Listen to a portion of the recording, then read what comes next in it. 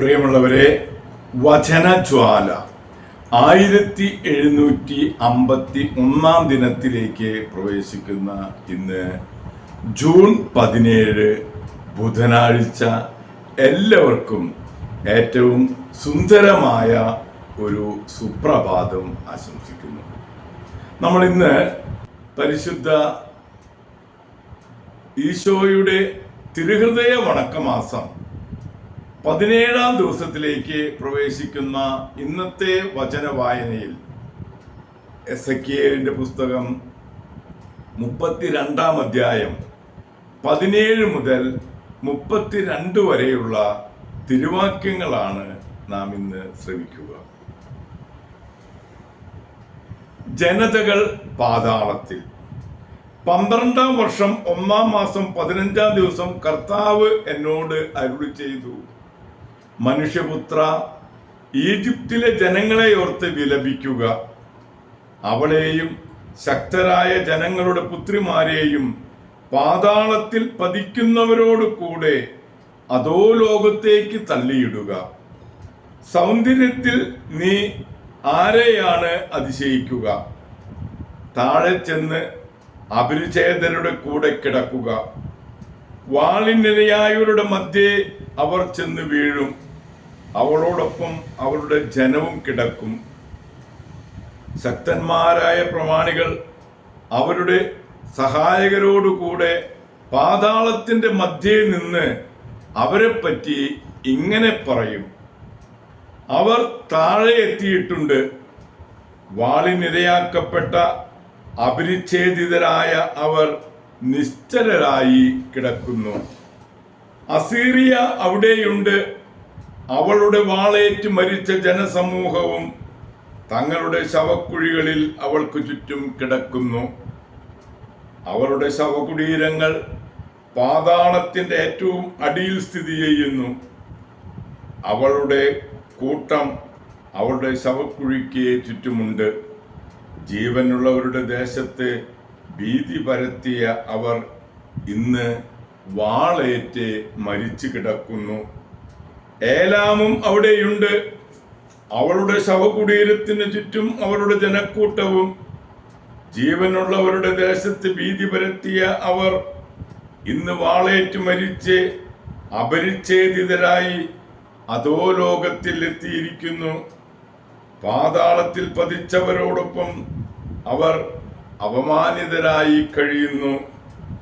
വധിക്കപ്പെട്ടവരുടെ മധ്യത്തിൽ അവൾക്ക് ഒരു കിടക്ക ഒരുക്കി. വാളേറ്റ് മരിച്ച അപരിചിതരായ അവളുടെ ജനങ്ങളുടെ ശവകുടീരങ്ങൾ അവൾക്ക് ചുറ്റുമുണ്ട്.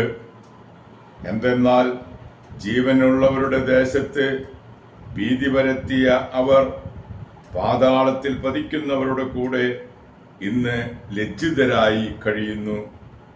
വധിക്കപ്പെട്ടവരുടെ കൂടെയാണ് അവർക്ക് ഇടം ലഭിച്ചത്.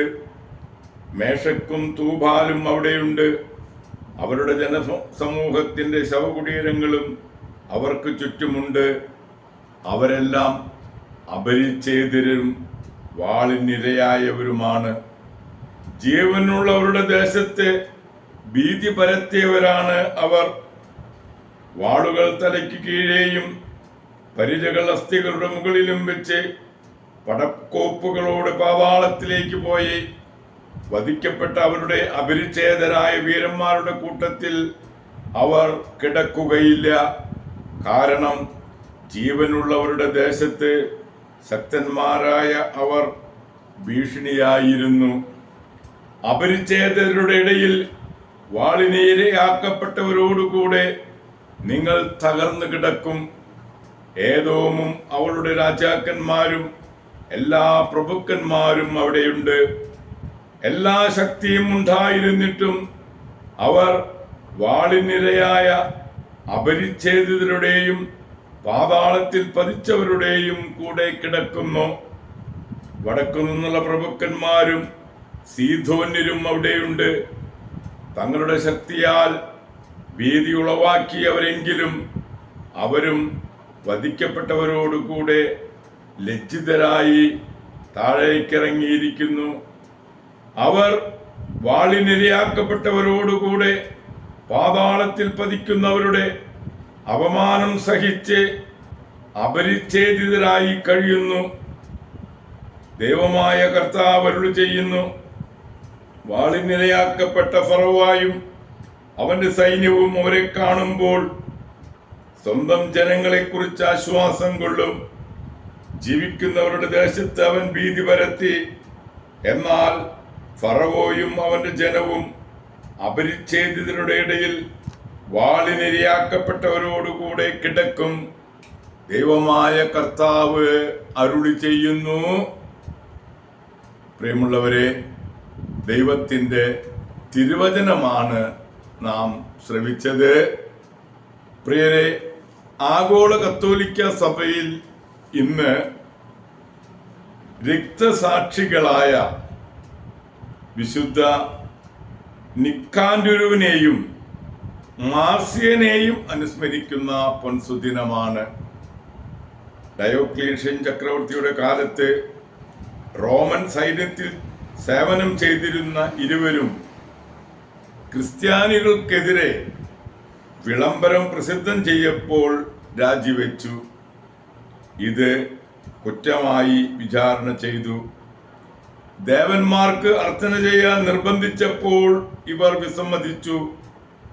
ഇരുവരും തങ്ങൾ ക്രിസ്ത്യാനികളാണെന്നും ആ വിശ്വാസം ആർക്കും ഇളക്കാൻ സാധിക്കില്ല എന്നും ഉറപ്പായി പ്രഖ്യാപിച്ചു. ഇരുവരുടെയും ശിരച്ഛേദം ചെയ്യാൻ വിധിയുണ്ടായി. ഇവരുടെ ഭാര്യമാരും ഒപ്പമുണ്ടായിരുന്നു. നിക്കാൻഡറിന്റെ ഭാര്യ പിന്നാലെ പോയി ധൈര്യപ്പെടുത്തി. മാർസിയന്റെ ഭാര്യയ്ക്ക് കരയാനേ കഴിഞ്ഞുള്ളൂ. ഇരുവരെയും ജൂൺ 17 തലവെട്ടി താഴെയിട്ടു. പ്രിയമുള്ളവരെ, വിശുദ്ധ നിക്കാൻഡറും വിശുദ്ധ മാർസിയനെയും അനുസ്മരിച്ച് ഇരുവരുടെയും മധ്യസ്ഥം യാചിച്ച് ഇന്നത്തെ ഈ നല്ല ദിവസത്തിലേക്ക് നമുക്ക് പ്രവേശിക്കാം. എല്ലാവർക്കും നല്ല ഒരു ബുധനാഴ്ച ദിവസം ആശംസിക്കുന്നു. ദൈവം നമ്മെ ഓരോരുത്തരെയും സമൃദ്ധമായി അനുഗ്രഹിക്കട്ടെ.